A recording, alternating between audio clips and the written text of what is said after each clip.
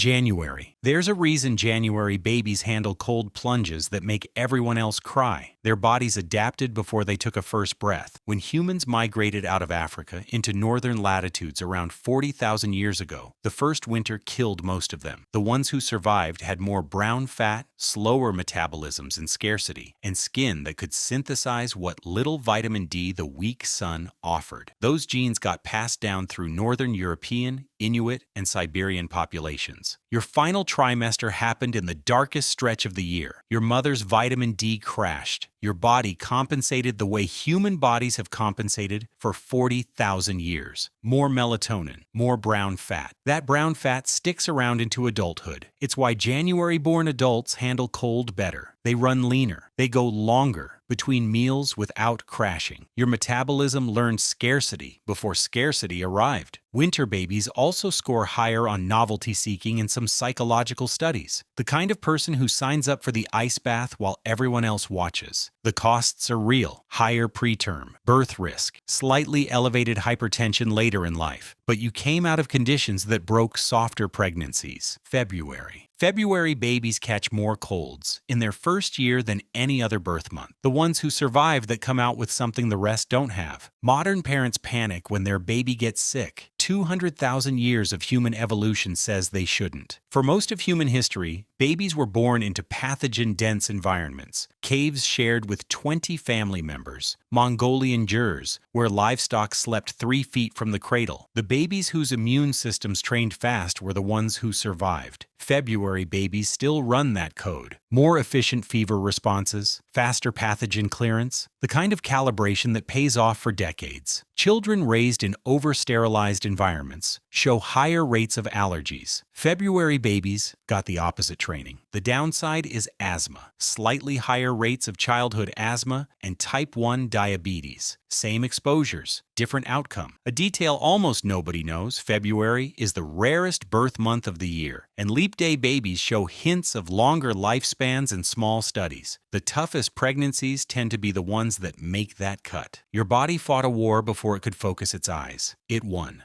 March. When does a baby's brain build itself fastest? The third trimester. When does maternal vitamin D climb back from winter lows? The third trimester. Now line up which months overlap. Hunter-gatherer populations across Europe and northern Asia survived winters that killed half their newborns. The babies born just as the sun returned had a survival edge that compounded across generations. Your mother's vitamin D was climbing through her third trimester, the same trimester when the brain triples in weight. That's not a coincidence. The body builds neurons at 250,000 per minute. Vitamin D feeds the process. The Aberdeen cohort study tracked thousands of children from birth to age 11. Reading scores, math scores. The kids born between February and April beat every other group. You got the first sun, the first warmth, and a brain that built itself during the calmest hormonal window of the calendar, April. April babies didn't fight anything in the womb. No cold, no virus season, no vitamin D crash. And that's exactly what built them. Mediterranean populations have lived in this seasonal rhythm for thousands of generations. The closest thing humans have to ideal developmental timing. April pregnancies finish in the calmest conditions evolution offers. Mild temperatures, steady sunlight, low maternal stress. Babies born in early spring tend to grow taller. They hit puberty later. You were put together without the cortisol spikes that winter babies marinated in. The trade-off shows up in toddlerhood. Being born right before peak pollen season means your first big immune lesson happened during the allergen explosion. April babies stay prone to seasonal allergies for life. What you got in return is a nervous system that holds steady under pressure. The April baby in a crisis stays calm while the room panics.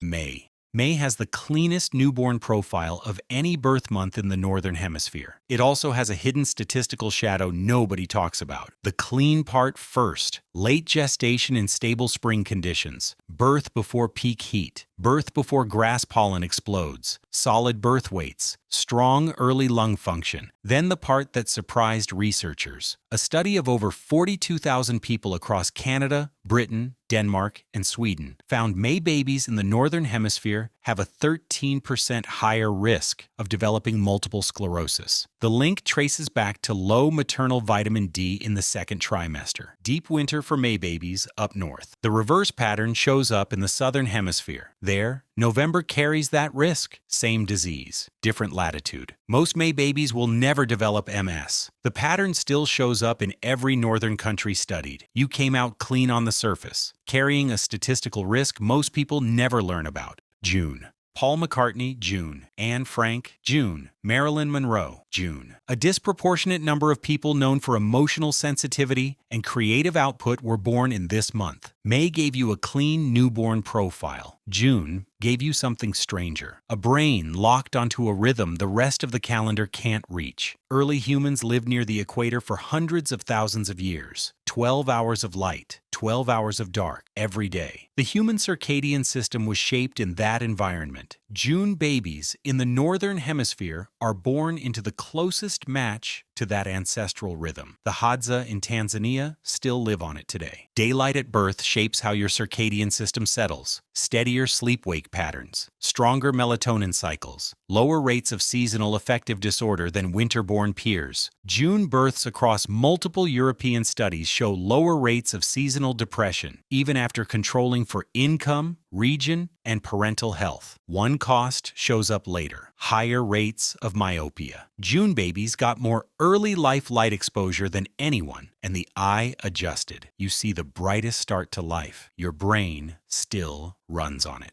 July. Look at marathon medalists from the last 40 Olympics. The birth months cluster in summer, not because of luck. June wired the brain. July wired the cooling system. July babies learned to thermoregulate before they could roll over. Your mother's cardiovascular system worked overtime, keeping both of you cool through sustained heat. That stress pushed your own systems to mature faster. East African populations evolved in heat that would kill people from cooler climates. The Kalenjin tribe in Kenya produces more world-class marathoners per capita than any other population on Earth. July births in any region pick up a milder echo of that calibration. Heat tolerance shows up in performance. Summer-born athletes are overrepresented in endurance sports, distance running, cycling, soccer, anywhere the body's cooling system decides who finishes and who collapses. The costs are specific. Higher skin cancer risk for fair-skinned July babies. More allergies to summer produce. Past those vulnerable first weeks, July bodies sit comfortably while everyone else complains about the temperature. August.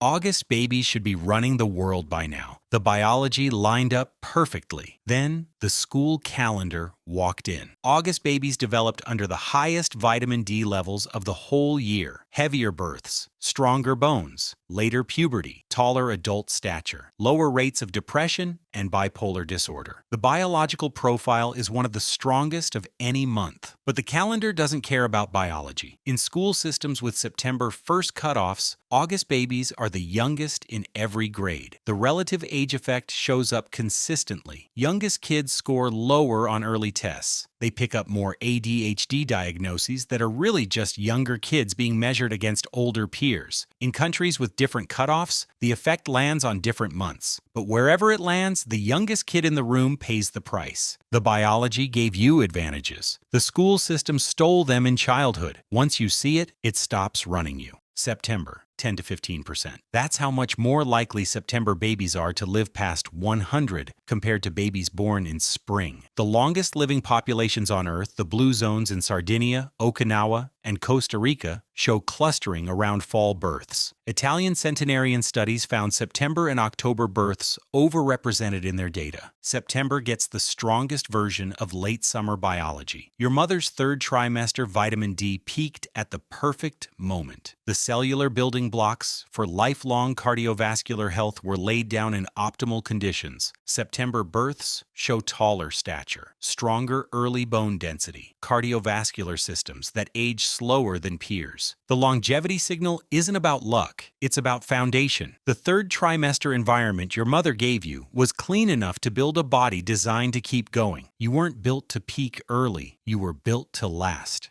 October. If you want to find athletes, look at October. If you want to find academic high performers, also look at October. The biology didn't pick one or the other. A 2006 Harvard study tracked 21,000 children from birth to age 7. Babies born October through December scored higher on IQ and cognitive development tests than peers. Then there's the hockey stat. Nearly a quarter of NHL players were born between October and December. Part biology, part relative age effect, from the January 1st cutoff in Canadian youth hockey. Older kids are bigger. Bigger kids get coached more. But the biology alone is striking. Higher bone density, lower cancer risk, about a 10% reduced risk of cardiovascular disease, some of the lowest rates of schizophrenia and bipolar disorder of any month. Grip strength, vertical jump, sprint starts. October-born kids consistently test higher on power-based measures. You came out thick, explosive, the body that does damage on contact.